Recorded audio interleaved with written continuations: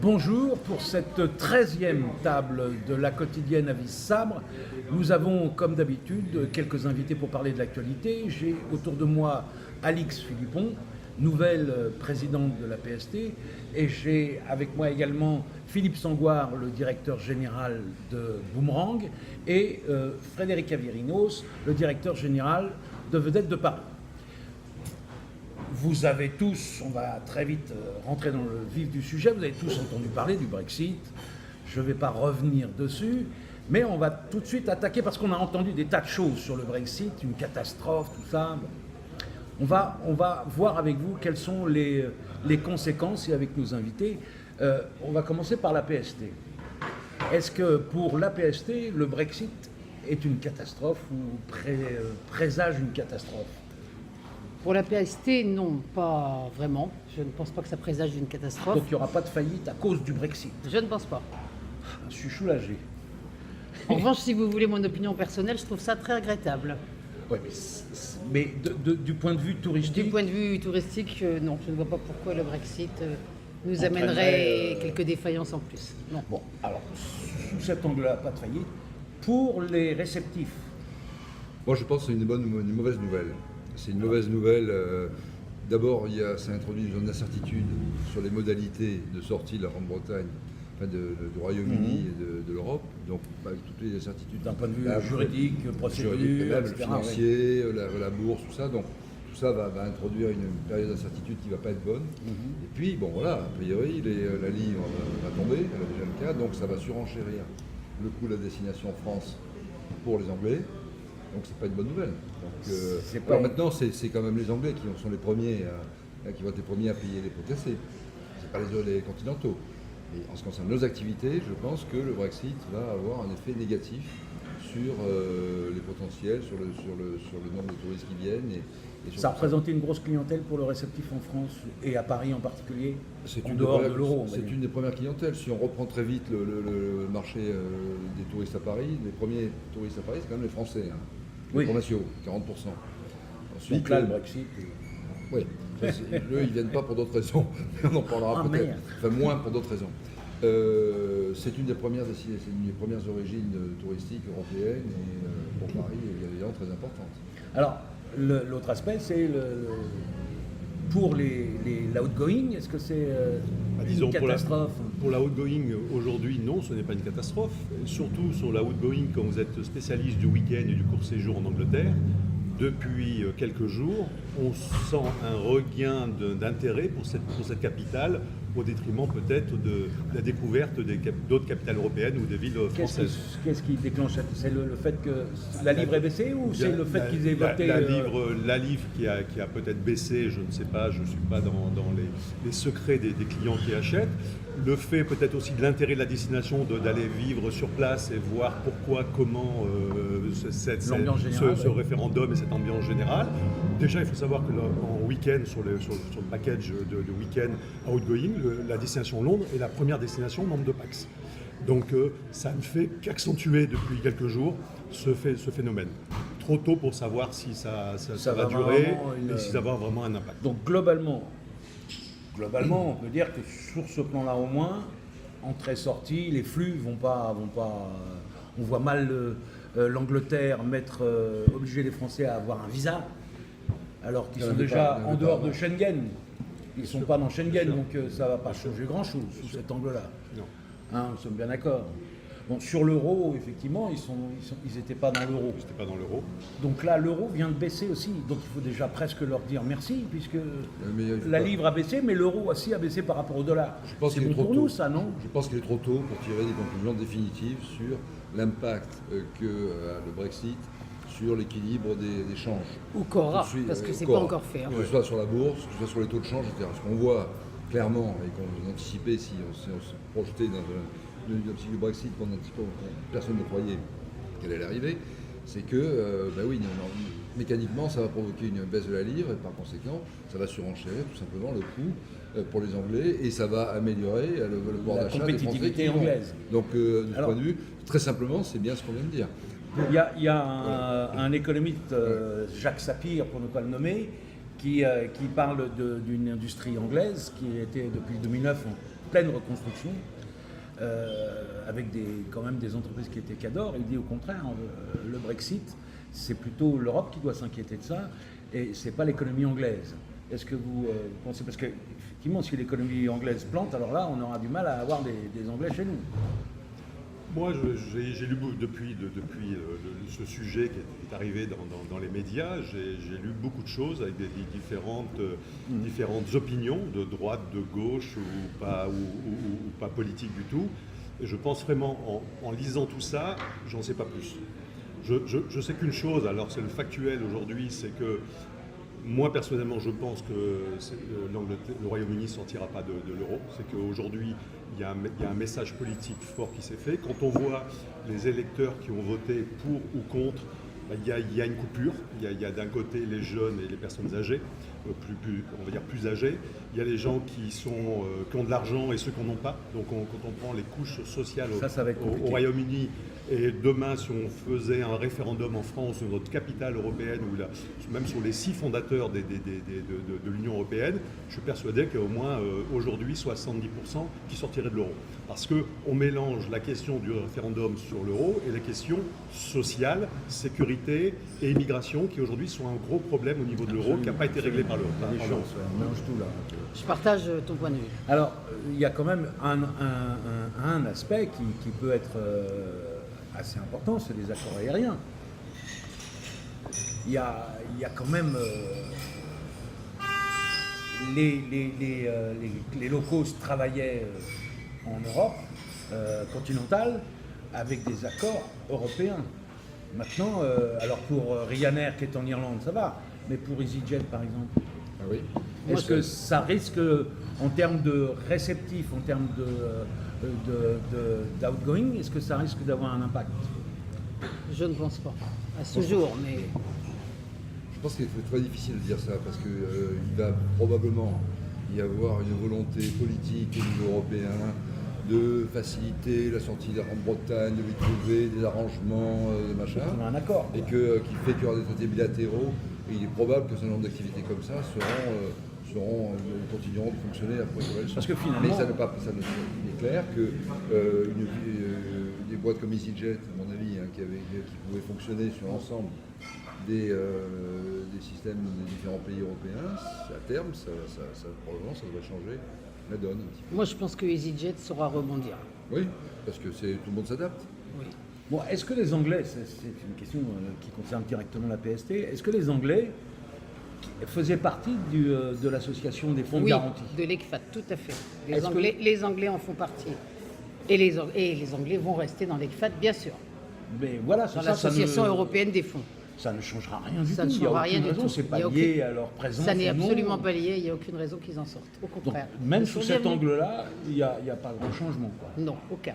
Alors si je comprends bien le fait que l'euro, ils n'étaient pas dedans, le fait que Schengen, ils n'étaient pas dedans, il y a déjà pas mal de trucs. Si en plus, au niveau de certaines associations européennes, qui ne sont pas liées au traité européen, ben finalement, il y a quand même... parce que j'imagine que le cas de la PST, c'est pas le seul. Je présume que c'est pas le seul. Dans la non. plasturgie, il doit y avoir des associations professionnelles européennes qui n'ont rien à voir avec tout ça. Les choses vont se discuter de la même façon à leur niveau. Bien sûr. Il n'y a pas de... Moi, je pense qu'aussi, aujourd'hui, dans les médias, il n'y a pas beaucoup d'événements, à part l'euro, c'est un autre euro, c'est plus sportif. Et c'est cet aspect de l'euro plus économique. Donc ça remplit le papier. Je crois, j'ai lu une statistique ce matin où les ventes de quotidiens et d'hebdomadaires depuis une semaine ont augmenté de 32% par rapport à la même période à l'année 2015. Voilà. Donc voilà, on entretient ce flou. Donc c'est le suspense. Tu l'as très bien dit, par cette peur, ce risque, tout le monde se dit qu'est-ce qui va se passer.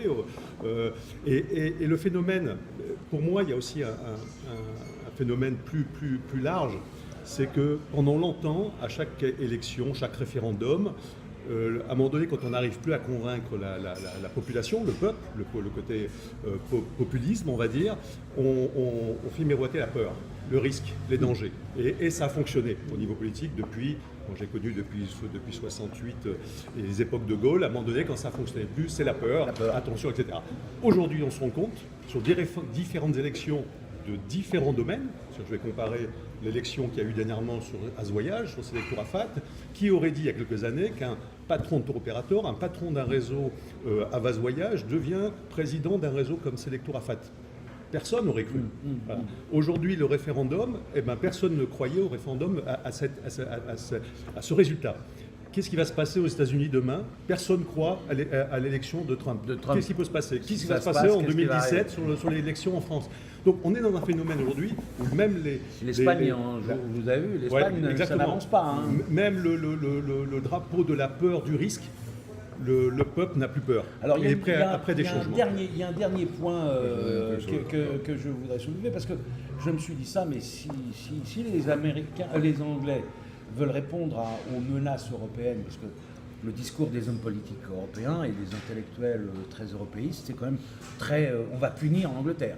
Et il pourrait très bien devenir une espèce de Hong Kong européen. Et excuse-moi... Qui est devenu un paradis fiscal. Moi, j'y crois pas. Moi non plus, je crois pas. Au contraire, Paris peut bénéficier de ça. Paris peut bénéficier d'une place financière en euros qu'à Londres aujourd'hui, dans les années à venir. Mais Londres, c'est pas en euros la place financière. Le fonds en euros, il se traite à Londres aussi. Bah oui, mais on a des fonds en livres sterling ici aussi. Bon. Ce sera la même chose. Ce phénomène que tu parles au niveau, dont tu cites le niveau politique, j'ai entendu encore tout à l'heure Merkel en venant dans la voiture, et de Hollande, c'est éviter l'effet domino. Aujourd'hui, c'est montrer, c'est pas tellement vis-à-vis du Royaume-Uni, c'est vis-à-vis des Pays-Bas, de l'Autriche, du Danemark. De attention, parce que aussi. Même, je crois qu'il y a un parti politique en France, que je ne me souviens plus, qui a proposé tout de suite de faire un référendum en France. Parce que la tendance, c'est que de toute façon, le référendum sera positif. Les Hollandais ont déjà fait ça. Je voulais rajouter quelque chose. Parce que si on revient purement à nos activités, qui sont le voyage, le tourisme, et très concrètement, il y a une chose qui peut arriver, c'est la réintroduction des duty-free, des ventes hors taxes. Ça, c'est pas négligeable. C'est pas négligeable. Lorsque les ventes hors taxes ont été supprimées, moi, dans une autre vie, je m'occupais de Transmanche, dans lequel c'est une activité fondamentale. Oui, bien sûr. Le duty-free a été supprimé en 1999. Il a été maintenu sur les îles normandes, paradoxalement, qui pourtant sont rattachées à la Bretagne. Parce qu'on disait, voilà, alors on va à Jersey, on peut acheter du duty-free, on va à Londres, on peut à Angleterre, on ne pouvait pas. Là, la réintroduction du duty-free est possible entre le continent et l'Angleterre. C'est encore plus intéressant. Il n'est pas exclu que ça relance le commerce du voyageur sur la destination. Et donc le commerce transmanche par bateau. Je suis très concret. C'est une voie qu'il faut explorer. Alors l'avantage d'Angleterre, ça va être que du duty-free. On va, par ces propos rassurants et même très encourageants finalement, on va changer de sujet. On se retrouve dans une minute. Vous avez remarqué que notre quatrième n'est pas là. Richard Venopoulos, que nous attendions, est bloqué dans les embouteillages à cause des manifestations contre la loi El Khomri. J'espère que pour le deuxième sujet, il sera avec nous. À tout de suite. Nous revoilà et nous allons aborder notre deuxième sujet de la 13e table de la quotidienne Avis Sabre. L'été est commencé, même si le temps ne nous le dit pas. On peut d'ores et déjà faire des bilans. Je crois que, en ce qui concerne le réceptif français, je crois que c'est pas une bonne année. Qu'est-ce que tu peux nous dire? Alors Paris, comme on sait, était et toujours la première destination touristique mondiale. Ça, c'est en nombre de visiteurs. Voilà. Alors c'est quoi un visiteur? C'est quelqu'un qui passe une nuit dans la ville dont on parle. Mais ce n'est pas celui qui dépense le plus. Déjà, si on parle en spending, comme on dit en dépenses, Paris était déjà dépassé depuis quelques années par 3 ou 4 autres villes, et en particulier par l'Espagne et tout ça. Et Londres en particulier. Et Londres en particulier. Depuis, cela dit, la progression de l'activité touristique à Paris en incoming a été de l'ordre de 7 à 10, entre 5 et 10% depuis plusieurs années, ce qui est très bien. Depuis quelques mois, et c'est l'inverse, c'est-à-dire qu'on a cette fois-ci une très mauvaise année, on va le dire très simplement. J'ai entendu des réceptifs parisiens parler de moins 30%. Alors, il y a un ensemble de facteurs qui sont succédés. Si je faut me permettre une expression triviale, c'est Chirac qui disait les emmerdes, ça arrive en escadrille. En escadrille, oui. Donc il y a eu des escadrilles d'emmerdements qui sont arrivées depuis plusieurs mois. Ça a commencé par les attentats, avec tout l'impact que ça peut avoir. L'état d'urgence, quand on dit état d'urgence, nous on est habitués au mot état d'urgence. Les Japonais, il y a 100 000 Japonais de moins qui viennent à Paris. 100 000 Japonais 100 000 de moins. Japonais de moins qui ont été utilisés par le CRT, le Comité régional du tourisme. Oui, les Américains. C'est les premiers dépenseurs. Les Américains viennent beaucoup moins aussi. Donc déjà, les attentats, l'impact des attentats. Bon, ensuite, il y a eu la conjoncture sociale, avec les grèves et tout ça, la crise et tout, qui fait que les Français, première origine de tourisme, eux aussi viennent beaucoup moins de moyens. Alors il y a la crise économique qui fait fuir, qui fait rester chez eux les Français. Bon, il y a la et crise sociale. le contexte... Après, il y a la crise sociale qui est les grèves, l'insécurité, je dirais sociale, qui ne facilite pas les choses, et le climat. Puisque depuis le mois on a eu un hiver assez beau, janvier. Oui, c'est vrai qu'il est doux. Mais depuis le mois de mars, il fait très mauvais. Alors est-ce qu'on peut ça a chiffrer culminé. en France, ce que les inondations dans certains pays très touristiques, comme la Bourgogne, est-ce qu'on peut chiffrer ce que ça donne déjà là? D'une activité comme la mienne, qui est une activité de tourisme fluvial, le mois de juin, on a arrêté totalement l'activité pendant plusieurs jours, pendant une dizaine de jours, à une époque de haute saison. C'est-à-dire que toute activité privative événementielle, toute activité promenade, avec ou sans prestation, a été arrêtée sur l'ensemble du bassin de la Seine. Bon. Ce qui est évidemment dramatique. C'est pas moins de 30, c'est moins 80% sur le mois de juin. Alors déjà, on avait pas mal... Oui, là, on parlait de moins 30 Au total, on est à moins 20, moins 30 depuis les attentats, mais ça varie selon le secteur. Les palaces, par exemple, ont extrêmement souffert. La Tour Eiffel, monument emblématique, est à moins 25, je crois. Donc on voit bien que tous les indicateurs sont pas très bons. L'hôtellerie est à moins 30 en général, voilà, que ce soit en 3 étoiles ou en 4 étoiles. L'hôtellerie parisienne a énormément souffert, et ce depuis le mois de novembre. Janvier, février ayant été déjà catastrophique à cause des attentats. Et puis je pense aussi qu'il y a quelque chose qu'on ne doit pas oublier, c'est que la France donne une très mauvaise image d'elle-même à l'étranger. Ouais. Quand vous voyez sur les chaînes de télévision à l'étranger que nos flics se font casser la figure et qu'il semblerait qu'on laisse faire, ça ne donne pas une très bonne image de la France. Oui, qu'il y a des syndicats qui font des affiches sur la police. Qu'est-ce que tu en penses, toi? Est-ce que ta saison sur la outgoing, est-ce que c'est les mêmes impacts? Le SNAV disait hier, enfin pas hier, mais à sa dernière conférence de presse, le SNAV, les entreprises du voyage, disait que c'était demi-teinte, c'était pas si mal, il y avait moins de gens qui partiraient, mais que la durée de séjour, tout ça, c'était à peu près stable. Alors, je suis malheureusement pas le porte-parole ni du SNAV ni du CETO, donc je vais essayer d'avoir un constat assez objectif, d'abord à mon niveau, au niveau de mon entreprise. Parce qu'eux, ils sont pas objectifs? Non, je ne sais pas. Non, ensuite, c'est les déclaratifs de tous les partenaires qui font partie du SNAV du CETO. C'est difficile d'avoir la réalité. Ce qui est clair, c'est que le marché, le panier de la outgoing des clients français n'évolue pas depuis de nombreuses années. Je crois qu'on est entre 12 et 13% et 14%. Je crois que quand j'ai commencé dans les années 80, c'était 10%. Ça n'a pas beaucoup évolué, la outgoing. On est dans des systèmes de vases communicants, c'est-à-dire il faut que chaque année il y ait des grosses pertes de grosses entreprises. On va dire 2015 Donatello, les soucis de Fram fin 2015. Donc automatiquement, si moi je vais dire tiens, je suis en train de faire plus 20, plus 25%, ou telle entreprise plus 15, plus 10, c'est un système de vases communicants. On ne crée pas de valeur ajoutée, on ne fait pas voyager d'une nouvelle clientèle, on ne fait pas rêver les gens. Vous n'augmentez pas le marché. On n'augmente pas le marché. Donc c'est la tendance, je dirais, générale. On va dire qu'au CETO, la dernière réunion du CETO, c'était à peu près plus 1% ou plus 0,5%. Donc on va dire, on ne dit pas 0, on dit plus 1, mais c'est pas une évolution. Moi, j'ai une évolution dans mon entreprise parce qu'on produit de nouveaux produits, de nouvelles destinations.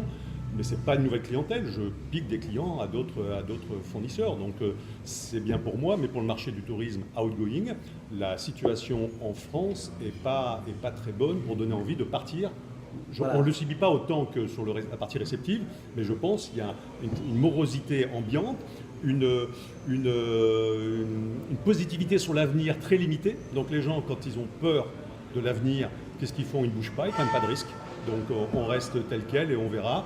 S'il fait beau, eh ben, on va profiter en France de ce pays merveilleux parce qu'on a aussi une concurrence sur l'outgoing Interne. sur le marché français. Hein, si j'étais Théo en Allemagne, en Angleterre, ce serait plus facile d'envoyer les gens au soleil. En France, j'ai la montagne, j'ai la mer, j'ai l'Atlantique, j'ai l'océan, c'est beaucoup plus compliqué. Mais on note quand même, c'est que le mois de juin, qui est un mois de départ toujours très calme, cette année, ça a été catastrophique. Les prix n'ont jamais été aussi bas pour partir en Grèce, en Crète, en Espagne. Ça prouve que le marché n'est pas florissant, donc même dans la outgoing. Et est-ce qu'au niveau de la PST, par exemple, on sent une tension supplémentaire par rapport aux années ou... Non, il y a différents échos. Il y a certains qui semblent se porter comme l'année dernière, certains un peu moins bien et d'autres plutôt mieux. Mais nous, c'est surtout quand on reçoit les bilans de fin d'année qu'on regarde comment se sont passés l'année précédente, comment s'est passé l'année précédente.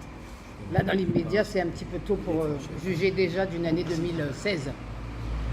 On verra Même ça. si la saison est déjà... bon, il y a plus qu'à La saison est déjà engagée, mais nous n'avons pas au jour le jour les informations. Ce qu'il faut savoir dans l'outgoing aussi, c'est que les événements dont parlait Frédéric sur novembre 2015, les événements des attentats de Paris, ça a eu un effet sur les départs du premier trimestre 2016 sur l'outgoing. C'est-à-dire que les résas de novembre-décembre 2015 ont été arrêtés. Donc on l'a senti pas sur les départs 2015, parce que les gens qui étaient inscrits sont partis, c'est sur les départs premier trimestre. C'est-à-dire que le marché d'outgoing premier trimestre était en régression, et là on va retrouver des chiffres positifs, mais il a fallu 2 semestres pratiquement pour récupérer la perte de 2015. Ça se récupérera pas, ça. Ah non, de toute façon, le premier trimestre c'est trop tard. Parce que là, on peut dire ce qu'on veut. C'est pas, même avec les VDM sur route, c'est pas avec ça qu'on peut rattraper un marché, j'imagine. Alors, le VDM sur route, j'allais dire, les VDM sur route, la VDM par principe n'est pas rentable pour les sociétés de tourisme. Hein. Donc, quand on fait de la VDM, l'intérêt de nous tous, c'est de vendre longtemps à l'avance. Que quand on vend longtemps à l'avance, on vend au bon prix.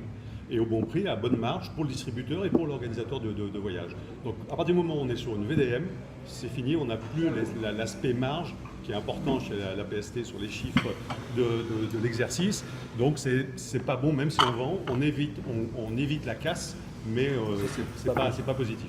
Est-ce que vous avez une visibilité sur les mois à venir, sur l'automne? Alors oui, sur l'hiver, je dirais. Aujourd'hui, on a plus de facilité à vendre longtemps à l'avance qu'à vendre dans les 3 mois du départ. Mais ça, c'est bon signe. C'est bon signe parce que c'est bon signe si ça représente si tu arrives en septembre et que 70% de tes engagements de l'hiver est rempli, c'est très bon signe. Malheureusement, c'est pas le cas. Même si ça démarre très tôt, ça représente que 20-25% des engagements de l'hiver. Comme pour l'été, les gens qui ne veulent pas louper leurs vacances d'été, partir le 4 août, choisir leur hôtel, leur chambre, leur situation géographique, réservent en février. Mais il y en a de moins en moins chaque année. Toi, tu as la visibilité sur l'ingoing dans les milieux réceptifs, qu'est-ce qu'on dit? Dans nos marchés, dans les marchés, moi, de mon activité, nous avons 2 activités. L'activité de transport, de promenade, on va dire, de tourisme. C'est pas un marché où les gens réservent longtemps à l'avance. Les gens touristes qui sont là, ils vont faire un bateau. Donc ceux-là, on est vraiment lié à une conjoncture à court terme. Mais au moins les gros. Elle a ajouté à ce qu'on disait tout à l'heure qu'il y a également l'euro qui ne favorise pas, parce que les gens qui sont là pour l'euro ne sont pas des véritables clients qui nous intéressent. Là, ils vont à la fin de zone, mais ils vont pas chez toi. Détournent au contraire la clientèle qui nous intéresserait. Les groupes, là on a eu un impact, là si on revient aux attentats, les groupes scolaires par exemple, ça c'est une nationale et du local. Les groupes scolaires, on en aurait eu beaucoup normalement au printemps, il n'y avait eu pratiquement pas, à cause justement de tout ça. Beaucoup d'opérateurs de groupes ont annulé leur truc, donc ça. En ce qui concerne l'activité privative événementielle, que ce soit des sociétés françaises ou des agences réceptives événementielles, finalement, moi je trouve que ça ne s'est pas si mal passé que ça sera relativement bien porté. Moi je ne pensais pas qu'on aurait un impact plus négatif sur l'activité privative événementielle. Bon, après tout, les sociétés ont souhaité continuer à agir. Mais moi j'ai du mal à faire une prévision sur le moyen terme. Il suffirait que... non mais je vais être un peu positif. Il suffirait que le beau temps revienne, que tout ça se calme, qu'on fasse un bel été. Paris et la France reste une destination magnifique. Et Paris au soleil. Et alors, de ce point de vue, on a parlé à l'occasion de l'euro. Bon, on peut peut-être avoir un rebond derrière. Il y avait une étude plusieurs études qui ont été montrées par l'Office de tourisme de Paris et le Comité régional de tourisme et Atout France suite aux attentats, c'est que on voit des villes qui ont connu des attentats comme ça, New York, Londres, Madrid, il y a une chute brutale et relativement longue du marché, et après ça remonte finalement assez bien, et il y a même parfois des effets de rebond. C'est pas encore foutu pour l'année 2016. Bon, Donc, moi, bah j'espère. écoutez, on va terminer sur cette note positive. Finalement, Jean-Pierre Masse, dans sa dernière conférence, disait que c'était une année en demi-teinte. Ça vient de se confirmer à nouveau. Rien n'est perdu. On peut faire quelque chose. Qui sait si la France va en demi-finale en battant ces diables d'Islandais? Peut-être que le marché, aussi bien ingoing et Ça outgoing, va tout changer. va C'est sûr. exploser.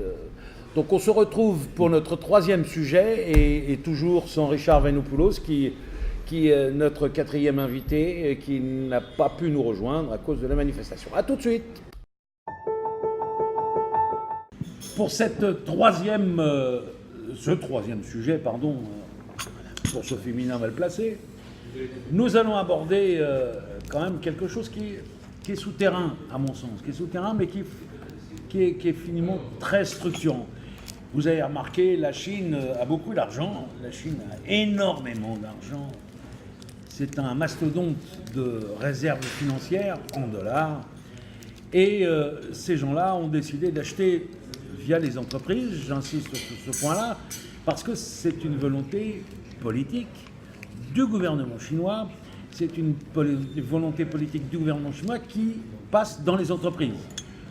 Déjà, une question qu'on devrait se poser, on est tous d'accord pour le libéralisme et l'intervention de l'État le moins possible, mais l'État le plus riche donne l'ordre à ces entreprises d'acheter, et d'acheter en particulier dans le tourisme, et notamment chez Accor. Il y a une grosse bataille chez Accor. Est-ce que Accor est destiné au même destin que le Club Med, par exemple? Philippe, qu'est-ce que tu en penses, toi? Moi, je pense que aujourd'hui, c'est incontournable. Qu'est-ce qui est incontournable? Le marché chinois. Oui. Donc, je pense, alors, savoir s'ils ont 15% ou 30% ou plus de participation, l'avenir nous le dira. Aujourd'hui, ils ont 15. 15 à peu près, ouais. Et ils visent 29-30, c'est Voilà. ce que j'ai cru comprendre. Aujourd'hui, le marché chinois, si un groupe hôtelier veut s'implanter sur le marché chinois, il n'a pas le choix, il faut qu'il ait des partenaires chinois.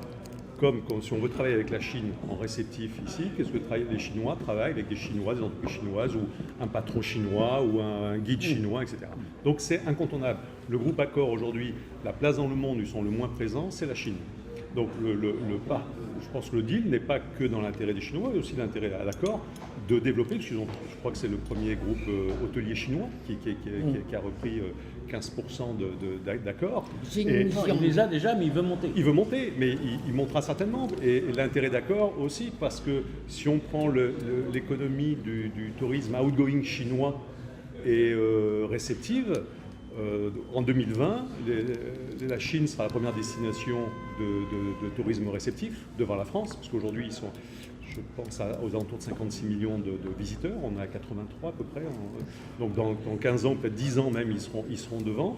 Et en termes d'outgoing, il y a aujourd'hui 100 millions de voyages vendus en Chine à outgoing, je crois qu'il n'y en a que 3% sur le marché européen, et dans 10-15 ans, il y en aura 500 millions. Donc c'est un intérêt réciproque, parce qu'il y a des hôtels groupe Accor dans le monde entier où vendent des Chinois, et ce deal va permettre au groupe Accor d'avoir une puissance très importante, à mon sens. Qu'est-ce que vous en pensez en termes d'entreprise, de contrôle? Est-ce que c'est une guerre d'actionnaires ou est-ce que c'est une guerre stratégique à long terme? Parce qu'ils investissent non seulement chez Accor, mais ils investissent dans les aéroports, dans les ports, Les régions. Ils ont déjà racheté Louvre-Hôtel l'année dernière. Voilà. Donc on est devant quelqu'un qui n'avance pas ni au hasard, ni pour rien. Je ne pense pas que les Chinois, d'une manière générale, avancent au hasard. Voilà. Alors, est-ce que vous, par exemple, hôtelier, APST, agence de voyage, comment vous voyez ce... Moi, en tant qu'hôtelier, je suis un petit hôtelier. Donc, oui, non, d'accord, je mais n'intéresse pas encore les Chinois. Vous voyez quand même les Chinois venir sur des entreprises leader. Oui, sur les grandes entreprises leaders. Et cette émission est retransmise en Chine, donc peut-être que tu vas Voilà. intéresser un investisseur chinois. Voilà, Ils voilà. sont Vous importants. pouvez faire passer un Il message. est bienvenu éventuellement. Et pour vous, c'est la même Alors moi chose. je dirais plus généralement qu'on change de monde. On est depuis un siècle, c'était les Américains. Depuis ou les Occidentaux, il y a la mondialisation, il y a Internet. Donc d'un côté la diffusion de l'information immédiate par Internet et les réseaux sociaux, de l'autre il y a la mondialisation qui fait que c'est des nations émergentes comme la Chine. Il n'y a pas que, il y a le Qatar, l'Arabie Exactement. Saoudite et tout qui investissent aussi de manière massive. Donc il faut s'habituer au fait que maintenant nous avons changé de monde et que nous aurons des actionnaires qui ne sont plus les chaînes américaines ou les chaînes internationales qu'on connaissait. Maintenant, les Chinois, C'est un peu le même rapport. Les Chinois Ils investissent achètent aussi. même des terres agricoles. Les Chinois agricoles, investissent aussi sur la Seine. Il faut savoir qu'il y a plusieurs Ouais. compagnies sur la Seine qui ont été rachetées par les Chinois. Nous-mêmes, on a été convoités, je dirais, par des fonds chinois. Je ne sais pas quel téléphone qui c'est. C'est pas nous. Non, c'est là-bas. Donc, Bon, enfin bref, ça va continue s'arrêter. quand même. Oui, oui, allons-y. Donc c'est une nouvelle donne, si tu veux. Mais je pense, moi, que Ça voudrait dire la- que on peut comparer la période, je dirais, des années 50, 60, où les Américains étaient les actionnaires de référence dès qu'une entreprise commençait à s'installer, à se développer, avec les Chinois, et donc il y aurait une deuxième vague ce coup-ci on a eu l'américanisation, on va avoir la sinisation. Ben, les Chinois, à la différence, les Chinois, dans toute leur histoire, n'ont jamais fait de conquêtes territoriales. Leur puissance militaire, non, il a été local, ils n'ont jamais Mongolie, cherché. quand même, Comment ils ont Local. conquis, Ils n'ont jamais eu de tentatives d'hégémonique mondiale. Non. Aujourd'hui, ils ont atteint un degré de puissance qui fait qu'ils se mettent à investir partout dans le monde. Moi, je pense que c'est un fait du XXIe siècle qu'il faut inclure. Maintenant, pour le voilà. Et le marché en même temps chinois est un marché qui est de plus en plus important. Ce que cherchent les Chinois aujourd'hui quand ils investissent en Europe et dans l'activité touristique, c'est beaucoup plus de fournir des produits, me semble-t-il, adaptés à leur clientèle à eux qu'autre chose. Quand ils achètent des hôtels et machin, c'est pour venir les Chinois, c'est pas pour, semble-t-il. Donc là aussi, c'est pas très clair. Est-ce qu'ils vont se comporter en actionnaire ou est-ce qu'ils vont se comporter en impérialiste? Pour moi, c'est pas très On clair. serait ça. obligé de s'adapter. Ouais. Oui, mais il y a quand même une différence. Enfin, à mon sens. Quand j'achète un port, j'achète un point de contrôle sur des flux. Oui, donc c'est stratégique. J'achète un actif. Quand j'achète des actions d'accord, 15% d'accord, j'achète des actions. Quand j'essaie de prendre le contrôle d'accord en une ou deux ou trois étapes, j'achète plus des actions, j'achète des actifs. Des actifs, donc des décisions d'investissement, des flux financiers qui allaient à Paris, mais qui vont aller maintenant en Chine. Et surtout, je positionne ma trésorerie dans des investissements actifs ou en tout cas qui, quelle que soit la valeur des monnaies qu'on utilisera, resteront par leur usage des actifs solides. Les Chinois ne vont pas, ils ne cherchent pas à acheter le luxe. C'est marrant. J'achète le vin. Pourquoi? C'est de la terre, c'est un château, c'est connu, c'est des marques. Ils achètent des hôtels. Enfin, quand ils achètent du vin, ils achètent quand même du luxe en Ils général. achètent du bon vin. Oui, mais ils achètent, Ils achètent pas de la piquette. ils achètent un vrai Je ne actif. suis pas tellement d'accord avec toi. D'abord, est-ce que cette partie prenante des Chinois, est-ce qu'on aimerait bien être à la place des Chinois? Est-ce qu'on aimerait bien avoir la richesse des Chinois et pouvoir investir les produits français, des marques françaises et racheter des groupes hôteliers aux États-Unis, en Chine, en Inde, etc. Donc on a un côté ce qui peut être énervant et jaloux. Je l'avais beaucoup plus sur les Qataris depuis quelques années. Les Chinois me perturbe beaucoup moins parce que je ne sais pas du tout quelle est la volonté derrière des Qataris, donc je suis un peu plus limité sur cette acceptation. Les Chinois me gênent beaucoup moins, mais j'aimerais être à leur place. J'aimerais être à leur place, et en plus en sachant que si demain les vedettes de Paris, pendant 6 mois il est complet avec le marché chinois, il ne va pas pleurer. On sait que les marchés chinois dépensent, un Chinois en Europe dépense 1 500 € par jour. à comparer avec tous les autres pays, c'est en moyenne, je crois, entre 200 et 400 euros. Et c'est un enjeu stratégique commercial majeur sûr, pour bien nos sûr. activités. Ça, c'est Bien vrai. sûr. Oui, mais si il appartient aux Chinois, l'argent ne viendra plus en France. Pourquoi? Il partira, si, il partira Ah en oui, Chine, au là, siège. là, tu raisonnes de toute Oui. façon, ouais. Oui, mais là, Oui.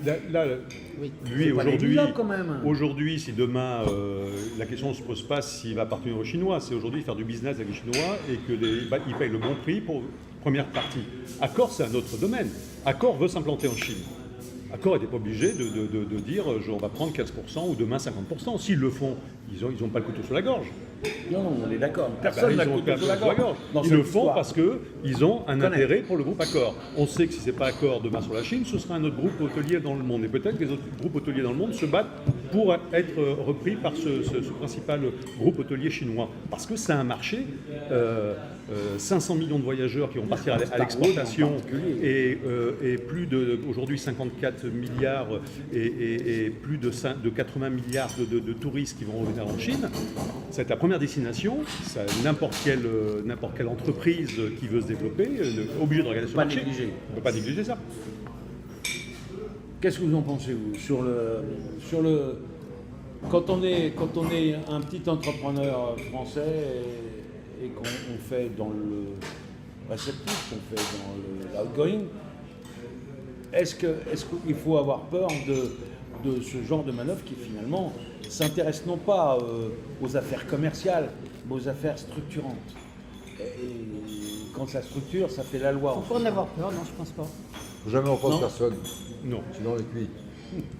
Jamais avoir peur de personne. Sinon on est foutu. Bah, écoutez, Moi, Il faut composer avec. aujourd'hui, il n'y a aucun Théo français, à part Club Med qui a été racheté par des Chinois. Hein, Ça va peut-être venir. je rêve que notre groupe de voyage soit racheté par des Chinois et on le vendra très très cher. À un Et les bon prix. employés, et à un bon prix, les employés et le personnel pourra évoluer dans une façon très, très, très confortable. on va se quitter sur cet espoir tout à fait légitime et en même temps réjouissant pour tous ceux de Boomerang et de Jet Travel, NG Travel. Parce que l'hôtelier chinois, c'est NHA. c'est ça. On se rapproche. Vous les avez appelés presque. Hein.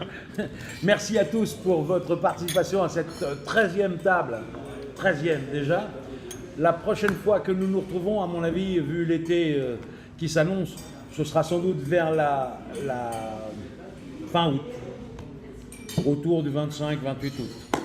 À bientôt et merci à tous.